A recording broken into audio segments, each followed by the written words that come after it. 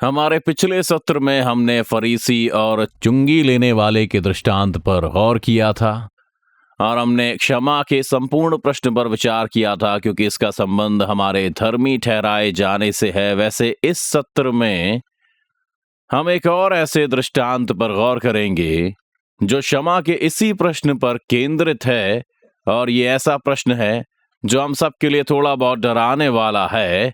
यह मत्ती रचित सुसमाचार के 18वें अध्याय में पाया जाता है और इसे निर्दयी सेवक का दृष्टांत कहा जाता है। तब पतरस ने आकर उससे कहा, प्रभु, मेरा भाई कितनी बार मेरे विरुद्ध अपराध करता रहे कि मैं उसे क्षमा करूं? क्या 7 बार तक? यीशु ने उससे कहा, मैं तुझसे ये नहीं कहता कि 7 बार तक ही, वरन 7 बार के 70 गुने तक। इसलिए स्वर्ग के राज्य की तुलना किसी ऐसे राजा से की जा सकती है जिसने अपने दासों से लेखा लेना चाहा। जब वह लेखा लेने लगा तो उसके सामने एक मनुष्य लाया गया जिस पर उसका करोड़ों रुपए का ऋण था। पर जब उसके पास ऋण चुकाने को कुछ ना था तो उसके स्वामी ने आज्ञा दी कि उसे और उसकी स्त्री, बच्चे तथा जो कुछ उसके पास है सब बेचकर ऋण चुका दिया जाए। इस पर दास ने गिरकर उसे दंडवत किया और कहा, स्वामी, धैर्य रख, मैं सब कुछ चुका दूंगा। तब उस दास के स्वामी ने तरस खाकर उसे छोड़ दिया और उसका ऋण भी क्षमा कर दिया। परंतु वह दास बाहर निकला और उसकी भेंट संगी दासों में से एक से हुए जो उसका 100 रुपए का ऋणी था। उसने इसे पकड़ा और इसका गला दबाकर कहा, मेरा ऋण चुका। इस पर उसका संगी दास गिरकर अनुनय विनय करने लगा, धैर्य रख, मैं सब चुका दूंगा। फिर भी वह ना माना और उसे तब तक के लिए बंदी गृह में डाल दिया जब तक कि वह ऋण ना चुका दे। ये देखकर उसके संगी दास अत्यंत दुखी हुए और उन्होंने जाकर अपने स्वामी को यह घटना सुनाई। तब उसके स्वामी ने उसे बुलाकर कहा, हे दुष्ट दास, इसलिए कि तूने मुझसे विनती की, मैंने तेरा सारा ऋण क्षमा कर दिया था। तो फिर जिस प्रकार मैंने तुझ पर दया की, क्या उसी प्रकार तुझे भी अपने संगी दास पर दया नहीं करनी चाहिए थी? और उसके स्वामी ने क्रोध से भरकर उसे यातना देने वालों को सौंप दिया कि ऋण चुकाने तक उन्हीं के हाथों में रहे। इसी प्रकार यदि तुम में से प्रत्येक अपने भाई को हृदय से क्षमा ना करें तो मेरा स्वर्गीय पिता भी तुम्हारे साथ वैसा ही करेगा। हमारे लिए उस संदर्भ को समझना महत्वपूर्ण है जिसमें मत्ती ने हमें यह दृष्टांत दिया है। संभवतः आपने पहले ही ध्यान दिया होगा कि ये मत्ती रचित सुसमाचार के 18वें अध्याय का भाग है जिसमें हमें कलीसियाई अनुशासन के पारंपरिक निर्देश दिए गए हैं। आइए मैं थोड़ा सा पीछे जाकर आपके लिए इनमें से कुछ की समीक्षा करता हूं, जहां हम अध्याय 18 के 15वें पद में यह पढ़ते हैं, यदि तेरा भाई पाप करे तो जाकर उसे अकेले में समझा, यदि वह तेरी सुन ले तो तूने अपने भाई को पा लिया है। यदि वह तेरी ना सुने तो अपने साथ 1 या 2 व्यक्तियों को ले जा, जिससे कि 2 या 3 गवाहों के मुंह से तथ्यों की पुष्टि हो जाए। यदि वह उनकी भी ना सुने तो कलीसिया से क्या, यदि वह कलीसिया के बिना सुने तो वह तेरे लिए अन्य जाति और कर वसूलने वाले के समान ठहरे। मैं तुमसे कहता हूं, जो कुछ तुम पृथ्वी पर बांधोगे वह स्वर्ग में बंधेगा, और जो कुछ तुम पृथ्वी पर खोलोगे वह स्वर्ग में खुलेगा। फिर मैं तुमसे कहता हूं, यदि तुम में से 2 जन पृथ्वी पर किसी विनती के लिए एकमत हो तो वह मेरे स्वर्गीय पिता की ओर से उनके लिए पूरी हो जाएगी। क्योंकि जहां 2 या 3 मेरे नाम से एकत्रित होते हैं वहां मैं उनके बीच में हूं। यह अंतिम पद संपूर्ण बाइबल में सबसे गलत रीति से उद्धृत किए जाने वाले पदों में से एक है, क्योंकि जब जब हम बाइबल अध्ययन या कलीसियाई सभा के लिए एकत्रित होते हैं तब हम इस पद के अनुसार ही विनती करते हैं, यदि 2 या 3 जन उसके नाम से एकत्रित हों तो वह हमारे बीच है। यह सच है, परंतु यह प्रतिज्ञा जिस संदर्भ में दी गई है वह कलीसियाई अनुशासन का संदर्भ है। और आज तक कलीसिया के सामने आने वाली सबसे कठिन बातों में से एक मंडली में किसी ऐसे व्यक्ति का सामना करना है जो अपने पाप का पश्चाताप करने से इनकार करता है। यह पद इस प्रकार आरंभ होता है, यदि तेरा भाई पाप करे तो जाकर उसे अकेले में समझा, उसे इसके विषय में बता दे। यदि वे व्यक्ति पश्चाताप करे तो तूने अपने भाई को जीत लिया है। यदि वे पश्चाताप ना करे तो तू 1 या 2 अन्य गवाहों के साथ जा, और यदि वे फिर भी पश्चाताप ना करे तब तू उस मामले को कलीसिया के पास ले आ, और यदि वह फिर भी पश्चाताप ना करे तब वह तेरे लिए अन्य जाति ठहरे। यह बहिष्कार करने की विधि है। आज तक केवल एक ही पाप ऐसा है जिसके कारण एक मसीह को ख्रीष्ट की देह से बहिष्कृत किया जाता है, और वह उस पाप का पश्चाताप ना करने का पाप है जिसे आपके सामने ताड़ना के लिए लाया गया था। ऐसे बहुत से पाप हैं जिनके कारण कलीसिया आपसे पश्चाताप करने के लिए उत्साहित करने में शामिल हो सकती है, परंतु यदि आप पश्चाताप ना करने पर अड़े रहते हैं तो यह वास्तव में यह आपके ख्रीष्ट की देह से निकाले जाने का कारण बन सकता है। इसलिए मैं उल्लेख कर रहा हूं कि यह वही संदर्भ है जिसमें पतरस इस प्रश्न को उठाता है, अर्थात यदि कोई पतरस के विरुद्ध कोई पाप करे और वह जाकर उस व्यक्ति से मिले और वह व्यक्ति पश्चाताप करे और पतरस उसे क्षमा कर दे, तब पतरस प्रश्न पूछता है कि मुझे ऐसा कितनी बार तक करना होगा? क्या 7 बार तक? यीशु ने कहा, मैं तो ये नहीं कहता कि 7 बार तक, वरन 7 बार के 70 गुने तक, अर्थात जितना अधिक हो सके उतना अधिक। दूसरे शब्दों में, जब मैं किसी ऐसे व्यक्ति को क्षमा करता हूं जिसने मेरे विरुद्ध पाप किया, तो उन्हें क्षमा करने का क्या अर्थ होता है? यदि मैं कहता हूं कि मैं तुझे क्षमा करता हूं तो यह एक बहुत ही भारी घोषणा है। जब परमेश्वर आपको क्षमा करता है तब वह आपके उस पाप को और अधिक मन में नहीं रखता, और यदि आप फिर से उसका विरुद्ध पाप करते हैं तो वह फिर से आपको क्षमा कर देता है। तब वह यह नहीं कहता यह दूसरी बार है, क्योंकि पहला पाप पहले ही धोया जा चुका है और हम उस पाप को नहीं करना चाहते। कोई व्यक्ति हमारे विरुद्ध पाप करता है और हमसे क्षमा मांगता है, हम उसे क्षमा कर देते हैं, पर वह फिर से वही पाप करते हैं, तब हम कहते हैं ये दूसरी बार है। तो यह प्रकट करता है कि हमने उस व्यक्ति को पहली बार में क्षमा नहीं किया था, क्योंकि यदि हम सचमुच क्षमा प्रदान करना चाहते हैं तो हम कहते हैं मैं अब इस बात को तुम्हारे विरुद्ध और स्मरण न रखूंगा। परंतु पतरस पूछ रहा है, उसके पास एक अंक तालिका है, वह जानना चाहता है कि मुझे कितनी बार इस प्रक्रिया से होकर जाना पड़ेगा? 7 बार? यीशु कहता है पतरस 7 के 70 गुने तक, और अपनी बात को समझाने के लिए वह ये दृष्टांत कहता है।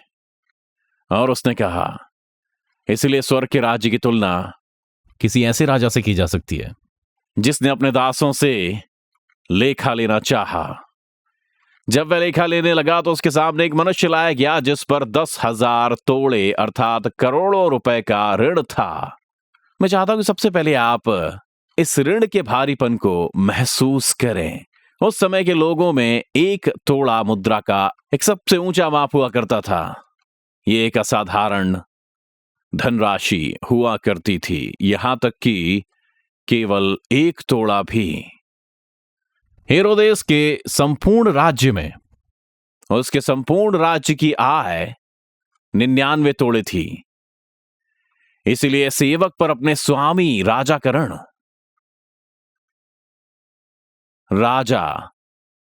हेरोदेस के वार्षिक आय से 10 गुना से अधिक था।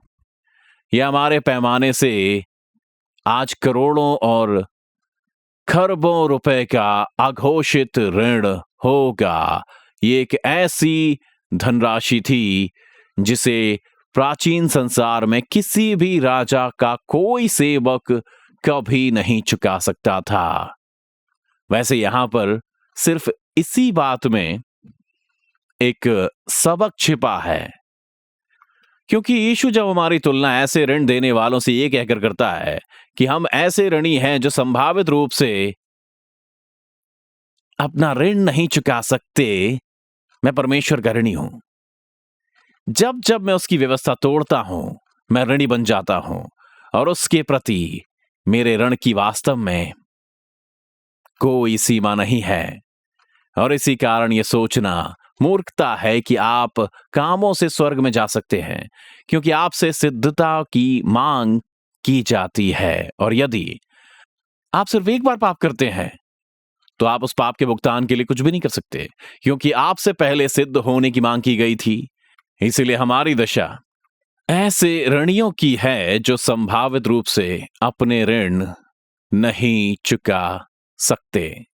वैसे इस मनुष्य के पास पिछले दृष्टांत के चुंगी लेने वाले के समान ही मोल भाव करने के लिए कुछ नहीं था। उसके पास गिरवी रखने के लिए कुछ नहीं था। उसके पास कोई मुद्रा नहीं थी। उसके ऋण के प्रकाश में वह केवल गिड़गिड़ाकर विनती ही कर सकता था, इस आशा में कि राजा थोड़ा और ठहरेगा, यानी उसे थोड़ा और समय प्रदान करेगा। राजा इतना अधिक संयमी होगा कि शायद उसे राजा का ऋण चुकाने का एक और अवसर मिल सकता है। परंतु वह कितना मूर्ख था, क्योंकि यदि राजा के संयम की कोई सीमा भी नहीं होती तो भी अनंत काल भी उस मनुष्य के लिए अपना ऋण चुकाने के लिए पर्याप्त नहीं होता। वह ऐसा ऋणी था जो संभवतः उसे चुका नहीं सकता था और उसे अपने ऋण के बड़े होने का एहसास तक नहीं था। परंतु वह वास्तव में इतना अवश्य जानता था कि उसकी एकमात्र आशा राजा की करुणा पर टिकी हुई थी, और राजा ने यही किया। उसने कहा, चूंकि वह ऋण चुकाने में सक्षम नहीं था, तो राजा ने सबसे पहले आज्ञा दी कि उसे बेच दिया जाए। मैं तुझे बेच दूंगा, मैं तेरी पत्नी को बेच दूंगा, मैं तेरे बच्चों को बेच दूंगा, और हम तेरी सारी संपत्ति को नीलाम कर देंगे ताकि तू अपने ऋण का भुगतान करना आरंभ कर सके। इस पर दास ने गिरकर उसे दंडवत किया और कहा, स्वामी धैर्य रख, मैं सब कुछ चुका दूंगा। तब उसका स्वामी करुणा से भर गया, और उसकी करुणा इतनी अधिक और उसका तरस इतना बड़ा था कि उसने उसे उस ऋण से पूरी तरह से मुक्त कर दिया। उसने उसके 5,000 तोड़े या 8,000 तोड़े या 9,000 तोड़े क्षमा नहीं किए। उसने उसके ऋण की पाई पाई क्षमा कर दी। क्या आप कल्पना कर सकते हैं कि जब वह सेवक राजा की उपस्थिति से निकला होगा तो उसे कैसा महसूस हो रहा होगा? उसकी पीठ से भार उतर चुका था। मैं स्वतंत्र हूं, मेरे करोड़ों रुपए क्षमा हो गए, अब मैं किसी के 1 रुपए का ऋणी नहीं हूं। कितना अद्भुत राजा है, उसकी करुणा कितनी बड़ी है।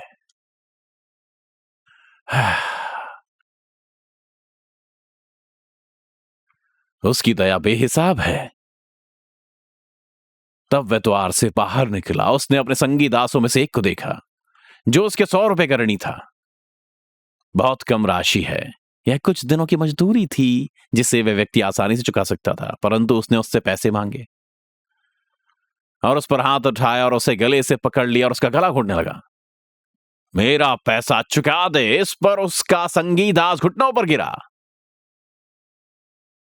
उससे विनती करने की मुद्रा में आ गया और वह बोला, धैर्य रख, मैं सब चुका दूंगा।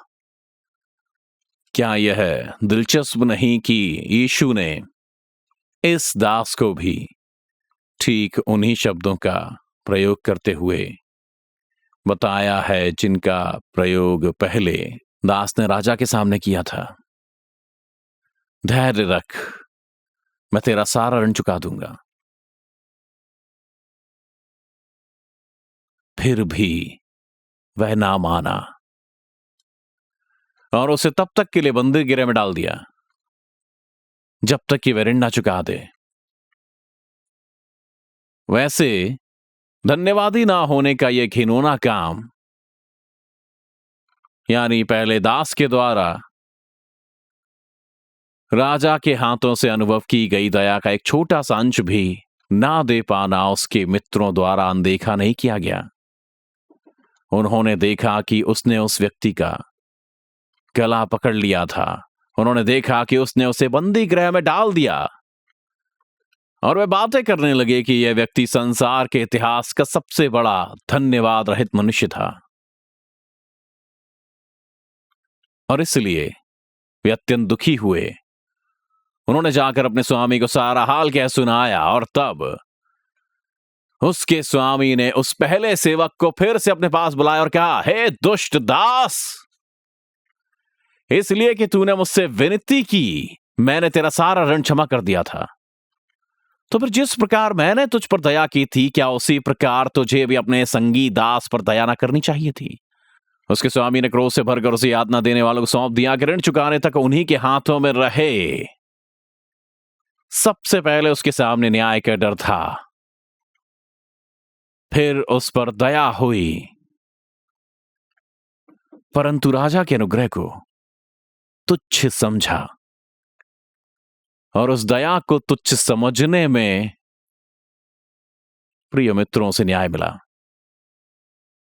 यहां पर यह सबक प्रतिदिन हमारे जीवनों में निरंतर परमेश्वर के अनुग्रह के विषय में सोचने के लिए प्रेरित करने को काफी है, क्योंकि जिस घड़ी हम इस बात को हल्के में लेते हैं, जिस घड़ी हम उस अनुग्रह के भाग बनने से इनकार करते हैं जिसने हमारा उद्धार किया है, उसी घड़ी हम परमेश्वर के हाथों से, उसके न्याय से कम ना पाने की अपेक्षा कर सकते हैं।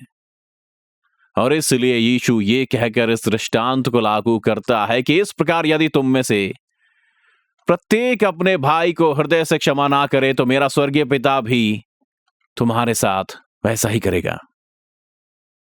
अब मसीहियों के बीच में क्षमा की इस धारणा को लेकर बहुत अधिक दुविधा और गलत समझ है।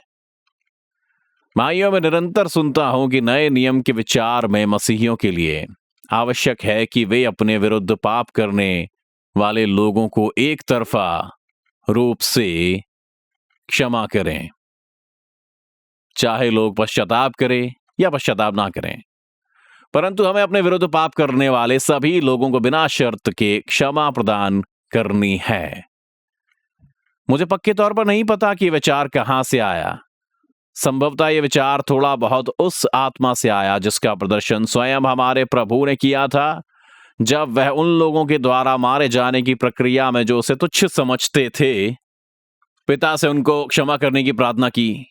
हे पिता, ने क्षमा कर, क्योंकि ये नहीं जानते कि क्या कर रहे हैं। अब निश्चित रूप से इस प्रसंग से हम यीशु के आदर्श को देखकर मान सकते हैं कि निश्चित रूप से हमारे पास लोगों को एक तरफा रूप से क्षमा करने का अधिकार और उनका पश्चाताप आवश्यक नहीं है। हम चाहे तो इतने अनुग्रहकारी हो सकते हैं, परंतु इसका अर्थ यह नहीं कि यह होना आवश्यक है। यदि आपके विरुद्ध पाप करने वाले सब लोगों को एक तरफा रूप से क्षमा करना आवश्यक होता, तब तो मत्ती 18 के पिछले संपूर्ण खंड का कोई अर्थ ही नहीं होता। फिर तो कलीसियाई अनुशासन का कोई प्रावधान ना होता। आपके विरुद्ध पाप करने पर किसी के पास जाने और उसका सामना करने का कोई नियम नहीं होता। इसलिए यदि आपकी कलीसिया का कोई मसीही आपका बटुआ या कार चुरा लेता है, तो आप ये कहने के लिए बात नहीं है कि भाई मैं तुम्हें क्षमा करता हूं। आपको पूरा अधिकार है कि आप उसके पास जाकर कहें, भाई तूने मेरे साथ गलत किया है, मुझे मेरी कार वापस कर दे, या भाई तूने मुझे बदनाम कर दिया है, और उनसे पश्चाताप करने के लिए कहें।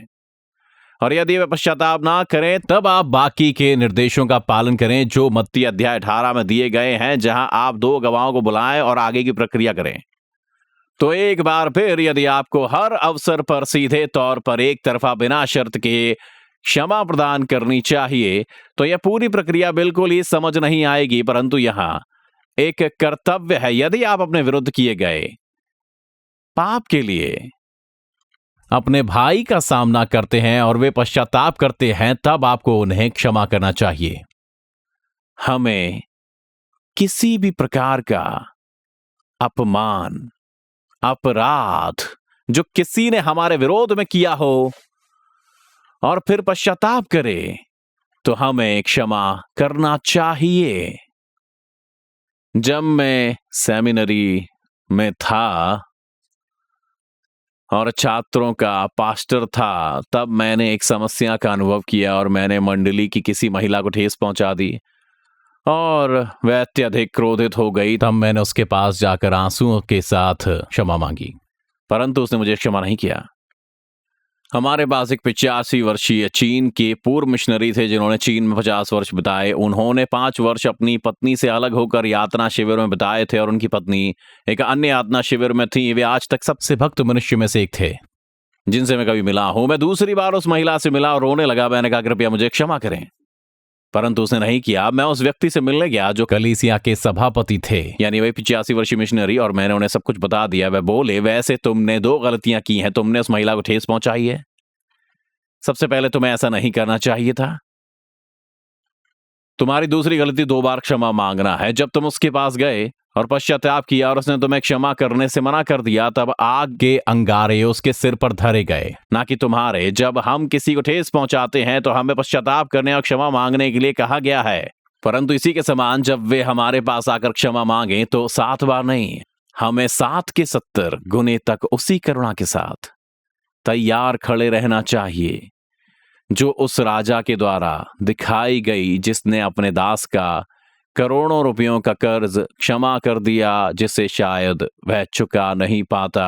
एक मसीही को ऐसा व्यक्ति होना चाहिए जिसके पास क्षमा करने वाली आत्मा है। बैर रखना, कड़वाहट को अपने जीवन में बढ़ने देना, ऐसा सबसे विनाशकारी काम है जिसे हम कभी कर सकते हैं। और यीशु ने यहां जो अनुप्रयोग किया है वह सीधा प्रभु की प्रार्थना से आता है। जैसे हमने अपने अपराधियों को क्षमा किया है, तू भी हमारे अपराधों को क्षमा कर।